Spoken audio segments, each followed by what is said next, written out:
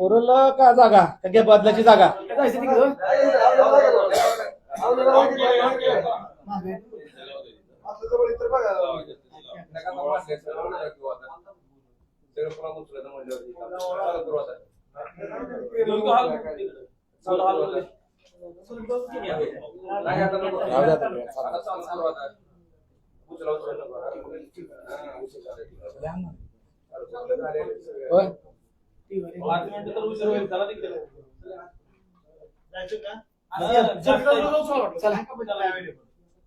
होत आहे अवेलेबल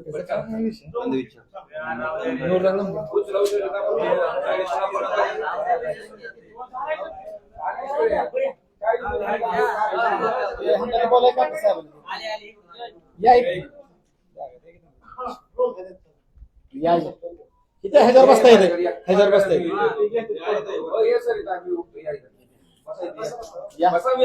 या आमच्या घरचे माणसं आहेत संतुष्टी या तुम्ही इथे बस की संतोष 1000 बस या पसंत या इकडून या असं मागणी आहे की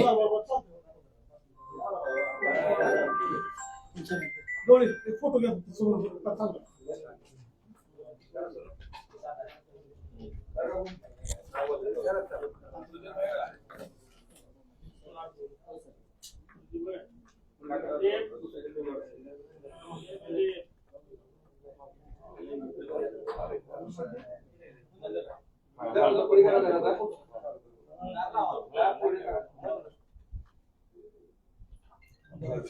किती मोठा आहे तुमच्या हातात आहे लोकशाही टिकवायचं सगळं तुमच्या हातात आहे आम्ही तुमच्या भरोश्यावर एवढी डिलिंग करायला लागलो आता तुम्ही हात वर केली मग आम्ही घरी जायचं सर्वप्रथम धाराशिव जिल्ह्यातील सर्व पत्रकारांचे जे लोकशाहीचा चौथा स्तंभ म्हणून ओळखले जातात त्या निर्भीड पत्रकारांचे श्री क्षेत्र तुळजापूर या आई तुळजाभवानीच्या चरणाने पुण्य पावन झालेल्या नगरीत मी मनापासून स्वागत करतो. पत्रकार परिषद घेण्याचे एक प्रमुख कारण असं होतं की तुळजापूर शहराच्या भविष्याच्या दृष्टिकोनातून अत्यंत महत्वपूर्ण अशा तुळजापूर विकास आराखड्याच्या संदर्भात काल परवा दिवशीच या तुळजापूर तालुक्याचे विद्यमान आमदार राणा जगजितसिंह पाटील साहेब यांनी एक पत्रकार परिषद घेतली आणि तुळजापूर शहराच्या विकास आराखड्या संदर्भात माहिती दिली. सर्वप्रथम मी जे तुम्हाला डॉक्युमेंट्स दिलेले आहेत तुमच्या हातात जे डॉक्युमेंट्स आहेत ते डॉक्युमेंट्स आहेत मी KH construction Aurangabad proprietor Khandoba Hanumantrao Biradar हे केएच कन्स्ट्रक्शन जे आहे ह्या केएच कन्स्ट्रक्शनला नगरपालिकेच्या इलेक्शन पूर्वी मला वाटतं 2024 मध्ये नगर उत्थानचं 156 कोटीचं काम एक निविदा काढली होती आणि त्या कामामध्ये 2च निविदा आल्या होत्या. त्या 2 निविदेमध्ये केएच कन्स्ट्रक्शन यांना ते काम मिळालं 5% बिलो या दराने काम दिलं गेलं त्यांना. त्यानंतर वर्क ऑर्डर झाली. वर्क ऑर्डर झाल्यानंतर त्यांनी कामात सुरुवात केली. तर काम सुरुवात करत असताना त्यांना मोबिलायझेशन ऍडव्हान्स असतो तो 5% आणि इक्विपमेंट खरेदी करण्यासाठी एक 5% ऍडव्हान्स त्याच्यामध्ये तरतूद असते मोठ्या टेंडरमध्ये. तो 15 कोटी रुपये जवळपास त्यांनी ऍडव्हान्स उचलला आणि तो ऍडव्हान्स उचलून त्यांनी काम चालू केलं.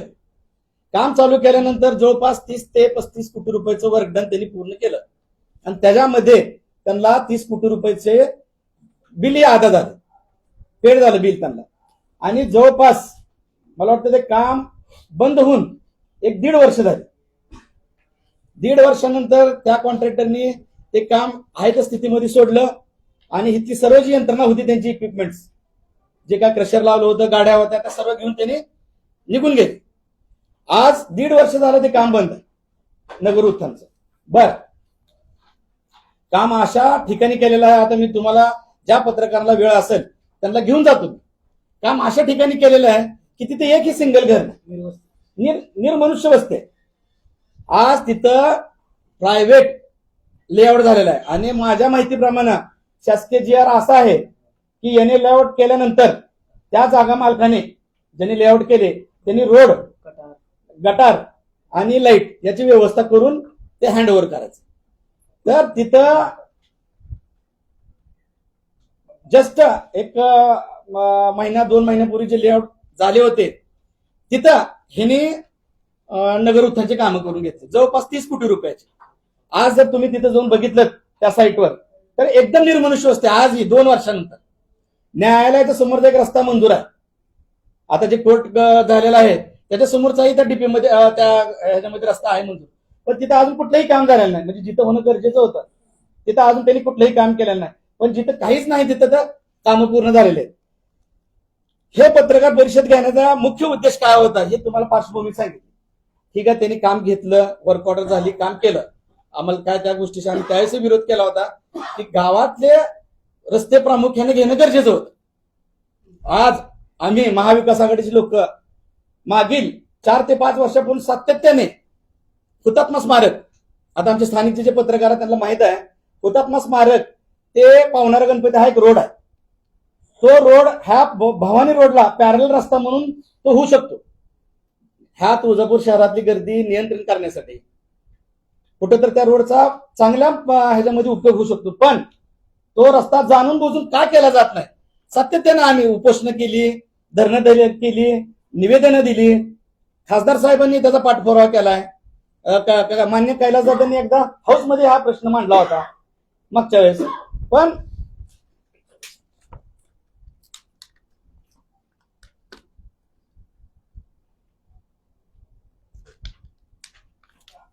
त्या रस्त्याची कुठेही प्रगती झालेली नाही त्या रस्त्याच्या बाबतीत. आता तर परवा असं ऐकण्यात आलं, सीओ साहेबांना फोन केला होता की प्राधिकरणाचा जो निधी होता, ज्या प्राधिकरणाच्या निधीतून ते काम मंजूर होतं, तो निधीच विड्रॉल करून घेतला शासनाने. मग मी विचारलं त्यांना प्राधिकरण हे बंद केले का? तर प्राधिकरण बंद केलेलं नाही, म्हणजे फक्त जो निधी होता तो विड्रॉल करून घेतला. मग ह्या रस्त्याचं काय? तर आता नवीन विकास आराखड्यामध्ये तो रस्ता आम्ही घेतला असं सीओ साहेबांचं म्हणणं होतं. आता ह्या तुम्हाला जे डॉक्युमेंट्स दिलेत त्याच्यामध्ये तुम्ही थोडंसं बघितलात तर ह्या KH कन्स्ट्रक्शननी 155 कोटीचं काम घेण्यासाठी जी काय डॉक्युमेंट्स लागतात ती सर्व डॉक्युमेंट्स फेक आहेत. सगळे जाली कागदपत्र बनवलेले आहेत ह्याने आणि त्याचे सर्व पुरावे दिलेले. म्हणजे ह्याच्यामध्ये तुम्हाला सांगतो, तुम्ही पहिलाच हे घ्या, टेंडर कागदाचा अनियमिततेचा सारांश, तांत्रिक पात्रता सिद्ध करण्यासाठी KH कन्स्ट्रक्शन यांनी अपेंडिक्स A1 आणि A5 सारा पात्र प्रकल्प या सदरात 46 पानांचे कागदपत्र सादर केले असून सारा इन्फ्रास्ट्रक्चर म्हणून एक कंपनी आहे. त्या इन्फ्रास्ट्रक्चर कंपनीकडून 162.85 कोटी रुपयाचं उपकंत्राट म्हणजे सबलेट, टेंडर सबलेट करायचं आपल्या इथं हे आहे, सबलेट केला असल्याचा दावा केला. या कागदपत्रांच्या आधारे या खालच्या बाबी आहेत, गंभीर बाबी आढळतात. उपकंत्राट उपकरार नाही. 46 पानांच्या सारा आणि KH कन्स्ट्रक्शन यांच्यातील कोणत्याही उपकार्यदेश किंवा करारनामा नाही. म्हणजे त्यांचा कुठलाही करारनामा नाही. त्या सारा सोबत ह्या KH कन्स्ट्रक्शननं कुठलाही करारनामा केलेला नाही. हे सर्व कागदपत्र केवळ साराच्या स्वतःच्या प्रकल्पासाठी सरकारी परवानग्या PMRDA आणि PCMCच्या आहेत. दुसरी गोष्ट आहे, देय बँक व्यवहाराचा पुरावा नाही. म्हणजे ज्यावेळेस मी एखादं काम एखाद्या मोठ्या एजन्सीकडनं 200 कोटीचं काम आहे आणि मी त्याच्यात 50 कोटीचं काम करतो, त्यावेळेस लिगली डॉक्युमेंट्स एक सबलेटचं टेंडर करून घेतो, अग्रीमेंट करून घेतो आणि त्याची लायबिलिटी माझ्यावर येते. त्याची जी काय हे पूर्ण माझ्यावर येतं, DLC पिरियड वगैरे जो असतो तो सर्व माझ्या एजन्सीवर येतो. तर त्या पद्धतीने किंवा ज्या वेळेस मेन एजन्सीवर चेक निघतो, पेमेंट निघतं, त्यावेळेस त्यांना त्यांचा TDS वगैरे कट करून जे काय आपले सरकारी जे निकष आहेत त्याच्यात बसवून त्यांना पेमेंट, पुढच्या पार्टीला पेमेंट दिलं जातं. तसं तर देय बँक व्यवहाराचा पुरावा एकही नाही. साराने KH ला पैसे दिल्याचं एकही देयक, बँक हस्तांतरण, धनादेश किंवा पावती नाही. वैध उपकंत्राट संबंधात देयकाचा पुरावा अत्यावश्यक असतो. म्हणजे ज्यावेळेस आपल्याला ते डॉक्युमेंट्स त्यांना द्यायचे होते त्याच्यामध्ये ते गरजेचं असताना कुठलीही शहानिशा न करता ते डॉक्युमेंट जोडून घेतले ह्याने आणि त्यांना ते टेंडर पास केलं. तिसरं आहे सर्व सारा कागदवर केवळ सरकारी परवानगी आहे. सर्व पानांवर स्वाक्षरी अप्रमाणित. साराकडून केएसला पूर्णतः प्रमाण कुठलेही कम्प्लिशन सर्टिफिकेट सारा या कंपनीने केएसला दिलेलं नाही. कुठल्याही कामाचं म्हणजे कामच केलं नाही तर कम्प्लिशन सर्टिफिकेट द्यायचा काही संबंध नाही. टीपीपी प्रमाणपत्र नील दर्शवते. भौगोलिक विसंगती तर आहेच. केएस सारा म्हणजे टोटल तुम्हाला दिलेला आहे. मला ह्याच्यामध्ये जास्त वेळ घालवायचा नाही, ते पूर्ण दिलेलं आहे. त्याच्यामध्ये मागच्या 5 वर्षाचं पूर्ण ऑडिट केएच कन्स्ट्रक्शनचं ह्याच्यामध्ये दिलेलं आहे ह्या कागदोपत्रामध्ये. तर ह्याच्यामध्ये एकाही ठिकाणी साराचा उल्लेख नाही. साराला पेमेंट दिलेलं किंवा साराकडून आलेलं एकाही जवळपास मला वाटतंय 17-18 पासून 22-23 पर्यंत टोटल आम्ही हे ह्याचं ऑडिटचं हे घेतलेलं त्याच्यामध्ये एकाही ठिकाणी साराचा उल्लेख कुठं नाही. मग हे सगळे फेक डॉक्युमेंट्स आहेत. ह्यानी कशासाठी जोडले हे फेक डॉक्युमेंट्स तर त्या टेंडरला इलिजिबल होण्यासाठी 156 कोटीला पात्र होण्यासाठी त्यांनी हे डॉक्युमेंट जोडले आणि ह्या फेक डॉक्युमेंट्सवर त्यांनी ते 156 कोटीचं काम घेतलं. आणि हे फेक डॉक्युमेंट्स अधिकाऱ्यांना माहित असताना सुद्धा सार्वजनिक बांधकाम विभागाचे काय जिम्मेदार अधिकारी आहेत. मी त्यांच्याशी फोनवर चर्चा केली. काय जणांचे कॉल रेकॉर्ड आहेत माझ्याकडे, पण मला त्यांना घरी बसवायचं नाही म्हणून मी काय तुम्हाला देत नाही. पण पूर्ण राजकीय दबावापोटी हे टेंडर पास करायला लावलं. 100% राजकीय दबावापोटी हे टेंडर पास करायला लावलं. हा विषय झाला हा नगर उत्थानचा केएचने केलेला. सगळ्यात महत्वाचा विषय काय आणि गंभीर विषय काय तर ह्याच केएच कन्स्ट्रक्शनला 436 कोटीचं काम देण्याचा घाट परत ह्या तत्कालीन आमदारांनी लावलाय. काय कारण नाही ह्याचं? जर एखाद्या एजन्सीची कॅपॅसिटी 150 कोटीचं काम करण्याची नसेल रोडचं तर ती एजन्सी आज 2 वर्षापासून नगर उत्थानचं काम फंड्स उपलब्ध नाहीत म्हणून सोडून गेली. ती एजन्सी 431 कोटीचं काम कसं करू शकते? ते एक फ्रॉड कागदपत्राच्या आधारावर ज्याचं रजिस्ट्रेशन झालेलं आहे किंवा ज्याची पात्रता झालेली आहे त्याला तुम्ही काम कसं देऊ शकता? कारण हा रोडचा विषय ठीक आहे, आपण ह्याला सगळेजणांनी केलं असतं, पण हा जो मंदिराचा विषय 436 कोटीचा हे पूर्ण गावातलं काम माझ्या माहितीप्रमाणे जवळपास आणि त्या कामाचे हा फक्त काय तुळजापूरचा विषय नाही किंवा तुळजापूर शहराचा विषय नाही. त्या तुळजापूर शहरातल्या राहणाऱ्या नागरिकांचा किंवा व्यापाऱ्याचा नाही, हे पूर्ण महाराष्ट्राचं किंवा पूर्ण भारत देशाचं एक श्रद्धास्थान. आणि जर ह्या पद्धतीने जर इथं होत असेल तर ह्याला जिम्मेदार कोण आहे? उद्या कालच पत्रकार परिषद घेतली आमदार साहेबांनी. आमच्या एका ज्येष्ठ पत्रकार बंधूंनी विचारलं की फंड्सची काय तरतूद आहे, उपलब्धता काय? जर एक काम फंड्स उपलब्ध नसल्यामुळे बंद होत असेल तर तुम्ही दुसऱ्या कामाची वर्क ऑर्डर करण्याची घाई कशाला करता? बरं, ज्या कामाची बीओपी ज्यावेळेस तयार नव्हती त्यावेळेस टेंडर फ्लायचं आहे. आणि जे 2 एजन्स्या आज टेक्निकली मी आज डायरेक्ट केएचवर हे करू शकत नाही कारण अजून टेक्निकली त्याचं ही चालू आहे. हा आज हे जे वर्क ऑर्डर झाले मी ह्याच्यावर बोलू शकतो, पण त्याच 2 एजन्स्या ज्या नगर उत्थानला आल्या होत्या ना त्याच 2च एजन्स्या इथं कशा येत आहेत? आज तुम्ही एक्झिक्युटिव्ह इंजिनियरला चौकशी करू शकता कुठल्या 2 एजन्स्या आलेल्या आहेत आणि नगर उत्थानला कुठल्या एजन्सी आहेत त्याचीही चौकशी करू शकता. मग हे काय भानगड आहे? मग ह्याच्यामध्ये सरळ स्थानिक आमदारांचा ह्या एजन्सीला काम देण्यात विशेष रस दिसतो. त्यांना ह्या तुळजापूर शहराच्या विकासाचे काय देणं घेणं नाही, त्यांना ह्या मंदिराच्या जीर्णोद्धाराचे काय देणं घेणं नाही. ह्याच्यातून एक कॉन्ट्रॅक्टर लॉबी पुसली जात आहे. कॉन्ट्रॅक्टर लॉबीही पोसा तुम्ही, पण जर त्या कॉन्ट्रॅक्टर लॉबीचा विषय हा तुळजापूर तीर्थक्षेत्रावर जर येत असेल तर आम्ही जे गावातले काय त्याला विरोधकही म्हणू नका, गावातले एक नागरिक म्हणून मी एक गावातले एक सामान्य नागरिक म्हणून बोलतोय, आम्ही गप्प बसणार नाही. कारण सरळ ह्याच्यामध्ये आर्थिक व्यवहार झालेला आहे किंवा होत आहे हे जाणवलं.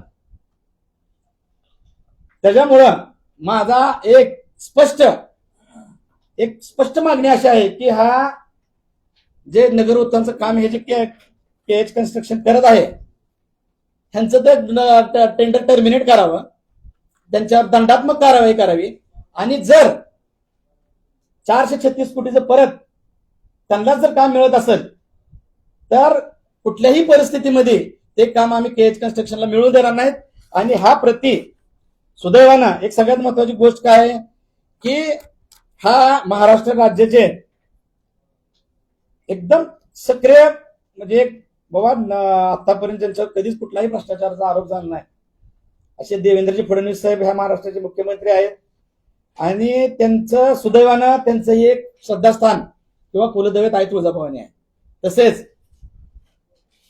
राज्याचे उपमुख्यमंत्री नगर विकास मंत्री, राज्याचे सार्वजनिक बांधकाम मंत्री, उपमुख्यमंत्री एकनाथजी शिंदे साहेब आणि बांधकाम मंत्री शिवेंद्रराजे भोसले यांचंही कुलदैवत तुळजाभवानी आहे. आणि आम्ही तिघांनाही प्रत्यक्षात जाऊन भेटणार आहोत. त्यांची वेळ आम्ही मागितलेली आहे. त्यांना आम्ही हे फॅक्सही केलेले आहेत. हे सगळे फेक डॉक्युमेंट जे आहेत ते आम्ही त्यांना फॅक्स केलेले आहेत. आणि वेळ आली तर गावातील सगळे सुशिक्षित नागरिक घेऊन, पुजारी घेऊन आम्ही ह्या तिघांनाही भेटायला जाणार आहेत आणि त्यांच्यासमोर हे संपूर्ण आमचं जे घराणं आहे ते मांडणार आहेत. कारण हा विषय एखाद्या कामाचा किंवा एका टेंडरचा नाही, तर हा विषय महाराष्ट्राच्या येणाऱ्या, महाराष्ट्रातून देशातून येणाऱ्या कानाकोपऱ्यातून येणाऱ्या भाविकांच्या शुद्धेचा विषय. आज जर एखादी एजन्सी 100 कोटी 150 कोटीचं काम करू शकत नसेल फंडच्या उपलब्धतेनुसार, तर ते 431 कोटीचं काम कसं करू शकत. आणि काम अशा भौगोलिक परिस्थितीमध्ये आहेत सर की तिथं उद्या कुठलीही दुर्घटना होऊ शकते.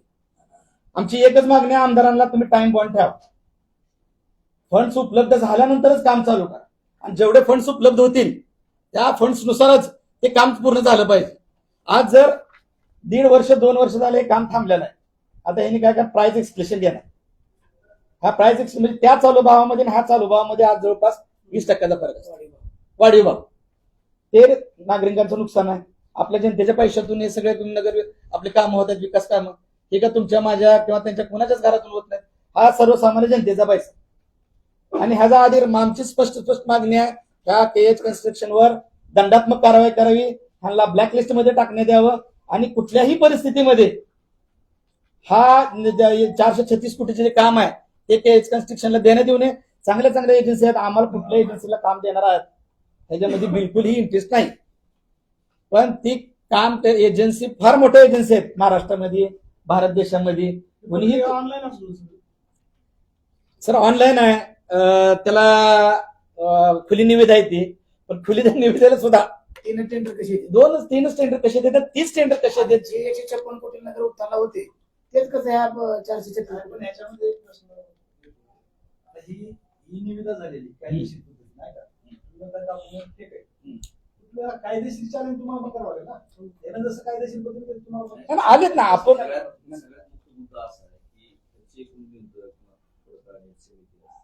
अशा समितीचा काय अहवाल आहे काम शासकीय समितीचा काय आपल्याला अहवाल असा आहे मागणी केली आहे समिती चौकशी समितीचा अहवाल कुठल्या कामांच्या आम्ही कामांच्या बाबतीत काम बोगस झालेत हा विषय नंतरचा आहे. सध्या मूळ मुद्दा काय आहे की जर तुमची कॅपॅसिटी नव्हती, असं कुठे टेंडर मध्ये किंवा क्लॉज आहे का की पैशाच्या उपलब्ध प्रमाणात काम करायचं. कुठल्याही टेंडर मध्ये असा क्लॉज नाही. ज्यावेळेस आपण एखादी वर्क ऑर्डर घेतो एखाद्या एजन्सीवर, तर त्याला त्यावेळ्या कालावधीमध्ये ते काम पूर्णच करावं. हा, नाहीतर त्याच्यावर दंडात्मक कारवाई करणे हा सरळ आहे. कारण हे जे नुकसान होत आहे आता प्राइस एक्सप्रेशनमुळे, किंवा आता नवीन एक पद्धत चालू झाली, जरी एक्सप्रेशन नसलं तर आता नवीन पद्धत चालू वर्किंग एस्टिमेट. म्हणजे परत आता काय वर्किंग एस्टिमेट, फंड उपलब्ध किती आहेत, चालू बाजार भावाप्रमाणे आपण किती काम करू शकतो. त्यातले 2-3 रोड आपल्या पण कमी होते. ह्या गोष्टीला कायदेशीर करू शकतो. आता इथूनच सुरुवात केलेली आहे आम्ही. नगरपालिका जिल्हा परिषद झाल्यानंतर ही आमची पहिलीच पत्रकार परिषद, सुरुवातच इथून आहे. आणि तुम्हाला तुमच्या मदतीची किंवा तुमच्या ह्याची फार आवश्यकता म्हणूनच आम्ही ही पत्रकार परिषद घेतलेली आहे. हे जे फेक डॉक्युमेंट्स आहेत हा मूळ मुद्दा. दुसरा मुद्दा आहे की त्याच्यावर दंडात्मक कारवाई करा. आणि तिसरा मुद्दा, महत्वाचा मुद्दा आहे की जर त्याची कॅपॅसिटी 150 कोटीचं काम करण्याची नसेल तर त्याने 450 कोटीचं काम कसं करू शकतो. आणि जर तुम्हाला त्याला काम द्यायचंच आहे, तुमचा एवढा आग्रह आहे, तुमचं काय पर्सनल इंटरेस्ट आहे, तर कमीत कमी एक टाइम बॉन्ड द्या. सारावाल्याचे डॉक्युमेंट जोडलेले आहेत त्याला. सारामध्ये मी ज्यावेळेस त्यांना 150 कोटीचं काम घ्यायचं होतं, सिमिलर टाइप ऑफ वर्कचा जे क्लॉज असतो किंवा तेवढं काम बीड कॅपॅसिटी जी असते, त्या बीड कॅपॅसिटी मध्ये साराकडनं मी 162 कोटीचं सब्जेक्ट मध्ये तेवढं काम केलं. हा पद्धतीचं यांच्या दोघांचं ट्रान्झॅक्शन नाही. एक रुपयाचा ट्रान्झॅक्शन, ते तुम्हाला दिले साहेब. एक ही सिंगल करार नाही, अग्रीमेंट नाही, सगळे फेक डॉक्युमेंट जोडलेले. बरं, त्यांचं 5 वर्षाचं जे ऑडिट आहे त्याच्यामध्ये साराला 1 रुपया दिलेला किंवा साराकडून 1 रुपया कुठेही उल्लेख, 5 वर्षाचं मी तुम्हाला पूर्ण त्यांचं ऑडिट दिलं. आणि ज्यावेळेस मी कार्यकारी अभियंत्यांशी चर्चा केली, हे केलं, तर स्पष्टपणे सांगतो तुम्हाला, त्यावेळेस जे कार्यकारी राजकीय दबावापोटी त्यांना हे टेंडर ऍक्सेप्ट करावं लागलं असं स्पष्ट सांगितलं. हे करता पण निवडून करते कोण? तुम्ही नाव घेत नाही. स्थानिक आमदार स्पष्ट बोलवले ना, स्थानिक आमदार राणा जगजितसिंह पाटील साहेब यांच्या दबावामध्ये कुठलंही एजन्सी इथं काम करायला सध्या यायला तयार नाही. आणि त्यांचा पर्सनल इंटरेस्ट ह्या एजन्सीला का आहे देण्याचा ते नाही सांगावं. केट शिवाय दुसरं कुठलीच एवढी मोठी एजन्सी नाही का महाराष्ट्रात? किती कंपनी आहे? किती कंपनी? 6,000 कोटीचं काम करणाऱ्या कंपनी. आपण जो मागाशी प्रश्न विचारला त्यात आपल्या ह्या जिल्हा प्रतिनिधी आम्हाला सांगितलं आपल्याला की देयक बँक व्यवहाराचा पुरा 1 रुपयाचा पुरावा सारा आणि केएच कंपनीचा ट्रान्झॅक्शन 1 रुपयाचा नाही होता. सबलेट कसं केलंय तुम्हाला जो 2 नंबरचा मुद्दा दिलाय त्याचं कारणच ते आहे. त्याच्या आधारावर जर तो काम घेत असेल हा. तर जर काही ट्रान्झॅक्शन असेल तर तो मुळामध्ये सध्या त्याचं रजिस्ट्रेशन ब्लॅकलिस्ट मध्ये टाकणंच हे आहे. कारण त्याचं एजन्सीज फेक डॉक्युमेंट्सवर उभारलेले आणि त्या फेक डॉक्युमेंट्सवर तयार झालेल्या एजन्सीवर तुम्ही एवढं मोठं काम देता. बरं, तेही त्यांना अर्धवट सोडलेलं आहे. नगरलाही नगर उत्तर मधून एक काम चालू आहे. मला वाटतं अजून चालू आहे कंटिन्यू. 100 कोटीचं वर्क आहे, 80 कोटीचं काय तर काम झालेलं आहे. त्यांची सुद्धा 40 कोटीची लायबिलिटी आहे, म्हणजे त्यांना देणं आहे. आउटस्टँडिंग आहे त्यांचं ते 15 कोटीची कामं केली. कोण नाही, ते 30 कोटीचं काम केलेलं आहे. जेवढं त्यांनी मेजरमेंट घेतल्या 30 अंदाजे कोटीचं काम झालं. अंदाजे. अंदाजे 35 कोटी रुपये. पण त्याच्यामध्ये 7.5 कोटी रुपये तर इक्विपमेंट आणि मोबिलिटी ऍडव्हान्स मिळाला ना त्यांना. म्हणजे 15 कोटी ऑलरेडी ऍडव्हान्स होता त्यांच्याकडे काम चालू करण्याच्या अगोदर. आणि बिल मिळालं. 30 कोटी रुपये. म्हणजे असे त्यांची फार काय त्याच्यामध्ये गुंतवणूक आहे किंवा असं काय फार हे झालेलं नाही. मूळ उद्देश ते तिथं काय झालं हा उद्देश नाही. आता या आखाड्यातलं काय आहे? त्याच्यातलं काम त्यांना देऊ नये असं तुमचं मत आहे. स्पष्ट मत आहे. सर, आपण बोलणार आपल्याकडे काही पॉवरही बॉडीज आहेत, पण त्या अधिकाऱ्यांना घरी बसवायचं नाही. मग जर आपण असं अधिकाऱ्यांना पाठीशी घातलं तर पुढचे येणारे अधिकारी बी असेच करतील ना. नाही ना, त्यांचंही ओळखून घ्या ना तुम्ही परिस्थिती. त्यांचा एवढा मोठा राजकीय दबाव आहे, त्यांना एवढा मोठा राजकीय दबाव आहे. काय करणार आहे? राजकीय दबाव मग येणारे वेळ आला. ह्याच्या पुढचं तुम्हाला एक सांगतो. तुम्ही एक मुद्दा काढला म्हणून आता तुम्हाला एक सांगतो. हा एक नगरपालिकेचं इलेक्शन झालं, जिल्हा परिषदचं इलेक्शन झालं. त्या नगरपालिकेच्या जिल्हा परिषदच्या इलेक्शन मध्ये प्रचंड पैशाचा वापर झाला. तुम्हाला सांगतो ते पैसे कुठून कोणाकडे गेले, कुठल्या शासकीय यंत्रणेच्या गाडीत ते पैसे तुळजापूरमध्ये आले आणि तुळजापूरमध्ये सरकारी एखाद्या ह्याच्यात ते कुठं पोहोचले हे सुद्धा तुम्हाला सांगणार. ते पुढच्या पत्रकार विथ प्रूफ. आज बोल बच्चनपणा करायचा नाही. हे ते तुम्हाला विथ डॉक्युमेंट्स प्रूफ दिले ना, ते सुद्धा विथ प्रूफ देतो तुम्हाला. सीसीटीव्ही फुटेज माझ्याकडे एक आलेला आहे. जिथं भरलंय तिथलं आलंय, जिथं उतरलंय तिथलं आलंय, जिथलं भरलंय तिथलं येऊ द्या, ते सुद्धा दाखवतो. आणि आज मी पूर्ण जिम्मेदारीने सांगतो, एका क्लास 1 अधिकारी सुरक्षिततेमध्ये ब्लॅक मनी इलेक्शन मध्ये तुळजापूरमध्ये आला. आज तुम्ही म्हणताय ना, आज ही पत्रकार परिषद आम्हाला सुद्धा फार मोठी किंमत चुकावं लागणार आहे. तर त्याचा विषय ना कोण ना कोण तर बोललं पाहिजे, कोण ना कोण तर अंगावर घेतलं पाहिजे. आज मी कलेक्टर साहेबांकडे आम्ही निवेदन द्यायला गेलो. कलेक्टर साहेबांनाही हात जोडून विनंती करून सांगितलं की साहेब आता तुम्हीच आधार आहेत शेवटचा. कारण गल्लीपासून दिल्लीपर्यंत पूर्ण यंत्रणा यांच्या हातात आहे. कमीत कमी तुमच्या माध्यमातून लोकांपर्यंत पोहोचू द्या आमची तळमळ ह्या तुळजापूर शहराच्या बाबतीत. कारण आम्हालाही 5 नगरसेवक निवडून दिलेले आहेत. 11,500 लोकांनी नगराध्यक्षाला मतदान केलेलं आहे. आमची नैतिक जिम्मेदारी आहे काय तर तुळजापूर शहराची. हा लोकशाहीमध्ये ठीक आहे, निवडून येणं पराभव होणं हा भाग वेगळा. आम्ही त्यांचं अभिनंदनही केलं. लोकशाहीमध्ये जनतेचा कोल मानावाच लागतो, तो काही विषय नाही. आम्ही त्या आलेल्या नगरसेवकांचं अध्यक्षांचं अभिनंदनही केलं आणि आई तुळजाभवानी त्यांना सुदबुद्धी घालू तुळजापूरच्या शहरासाठी काय तर करण्याची. आम्हाला काय त्या बाबतीत बिलकुलही राजकारण करायचं नाही.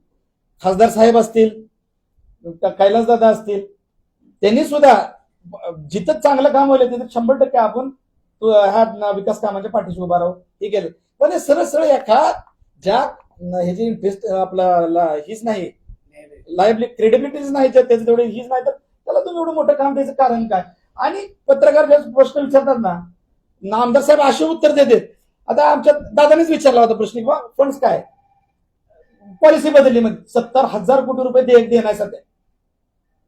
माझ्यापेक्षा जास्त तुम्हाला माहित आहे 70,000 कोटी महाराष्ट्र कंत्राटदार संघटनेनं जेवढे काय पूर्ण सरकारी कामं करतात त्या संघटनेनं काम बंद आंदोलन केले जातं 15 तारखेपासून.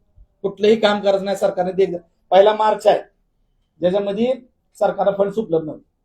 आणि जर 70,000 रुपयाचं देयक जर तुम्हाला देणं होत नसेल महाराष्ट्र शासन आणि तुम्ही इथं 436 कोटी काम त्याला कुठं तर टाइम बाउंड कार्यक्रम असला पाहिजे का?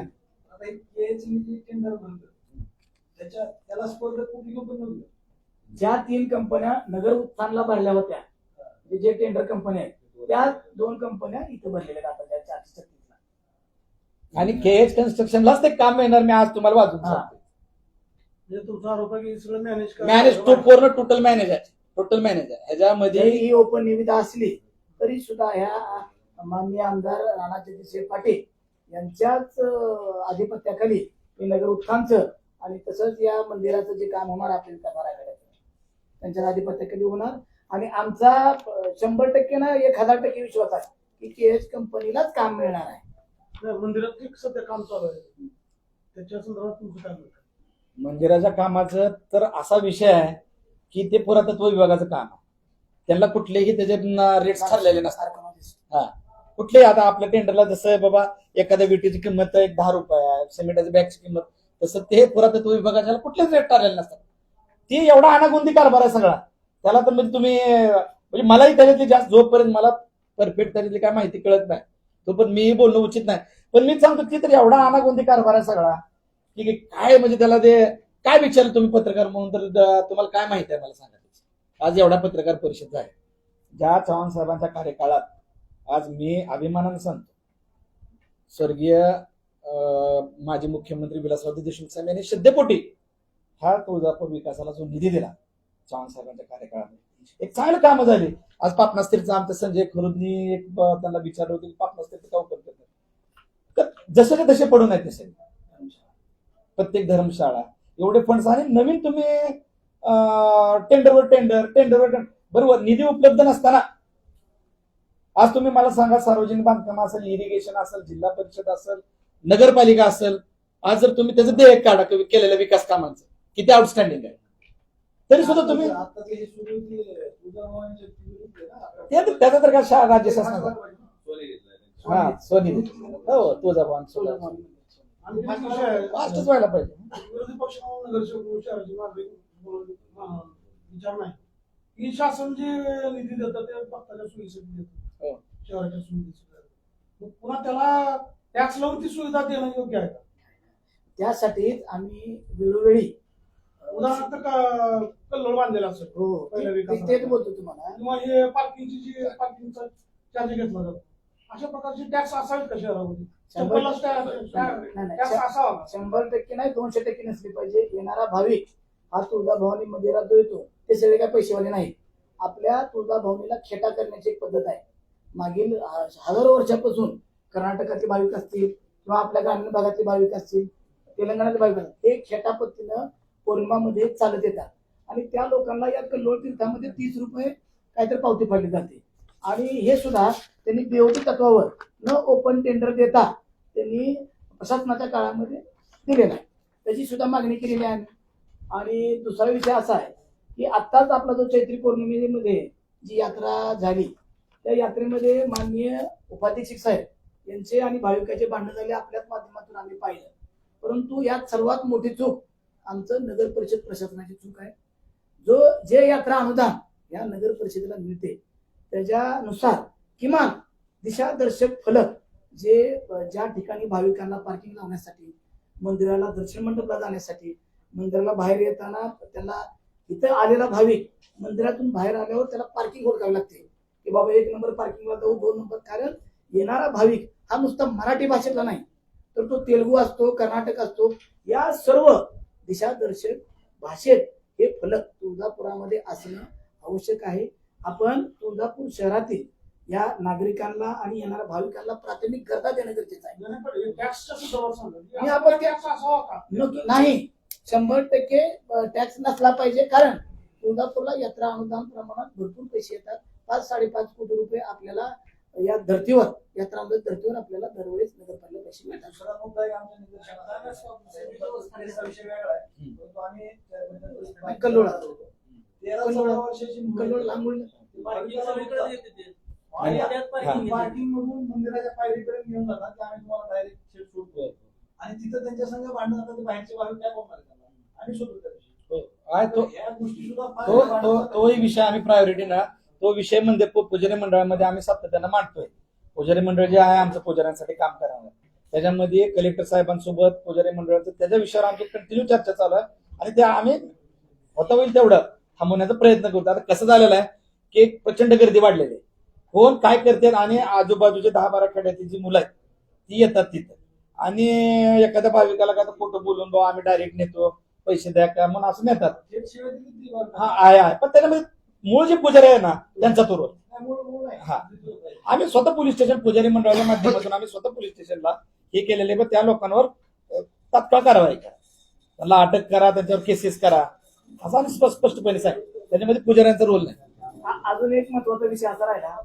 परवा मुंबईमध्ये प्राधिकरणासंदर्भात एक बैठक झाली. त्या बैठकीमध्ये पालकमंत्री अध्यक्षस्थानी असताना त्यांनी तिथं बैठक सर्व आमदार साहेब आणि जे आमच्या इथले अधिकारी वर्ग आहेत त्यांना बोलवलं. परंतु हा प्राधिकरण जे होतंय ते तुळजापूर शहरामध्ये होत आहे, परंतु नवनियुक्त नगराध्यक्ष असतील त्या तिन्ही पुजारी मंडळाचे अध्यक्ष असतील त्यांना त्या मीटिंगमध्ये बोलवलं गेलेलं नाही. आणि तुळजापूर शहराला त्या प्राधिकरणात काय होतं हे कळणं अपेक्षित आहे. आणि ज्यावेळेस आपण लोकशाहीची चौथा स्तंभ पत्रकार बंधू आहेत, आपण आमदार साहेबांना ज्यावेळेस प्रश्न विचारतो त्यावेळेस ते काय म्हणतात, आपण जे विषय घेत त्या विषयावर बोला. तर आज आम्ही तुळजापुरातील पुजारी असतील, नागरिक असतील, व्यापारी असतील, सर्वजण संभ्रमात आहोत की तुळजापूर शहरामध्ये आराखडा तो होणार आहे, हा कुठल्या पद्धतीने होणार आहे आणि कशा पद्धतीने होणार आहे याचं प्रदर्शन म्हणजे सगळ्या तुळजापुरात झालेलं नाही. सगळ्यात मोठा धोका आम्हाला तुळजापूरला तो वाटतो. याच्यात सगळ्यात महत्वाचा एक विषय काय आहे, मी आमदार महोदयांना एक विनंती करतो. आता काय 2 जण कोण तर येते पत्रकार परिषदेमध्ये ते बेछुटा आरोप आहेत, खोटे आरोप आहेत. आम्हाला आमदार साहेबांच्या उत्तराची बिलकुल ही अपेक्षा नाही. हे उत्तर त्यांनी येणाऱ्या भाविकांना द्यावं, हे उत्तर त्यांनी सर्वसामान्य जनतेला द्यावं, हे उत्तर त्यांनी पुजाऱ्यांना व्यापाऱ्यांना द्यावं, कारण त्यांच्या भविष्याचा विषय, येणाऱ्या भाविकांच्या श्रद्धेचा विषय. आम्हाला त्यांच्या उत्तराची बिलकुलही अपेक्षा नाही. आम्हाला जे काम करायचं होतं ते तुमच्या माध्यमातून आम्ही लोकांपर्यंत पोहोचवण्याचा प्रयत्न करतोय. ते आमची तुम्हाला नम्र विनंती आहे की ते लोकांपर्यंत जावं एवढं, आणि जे उत्तर द्यायचंय ते त्यांनी येणाऱ्या भाविकांना द्यावं, ह्याच्यातून द्यावं, सांगावं किंवा काय टाइम बॉन्ड कार्यक्रम आहे किंवा काय करणार. याच्यावर तुमची पुढची स्टेज काय एवढं करून गप्प बसणार जर केएच लाच काम मिळालं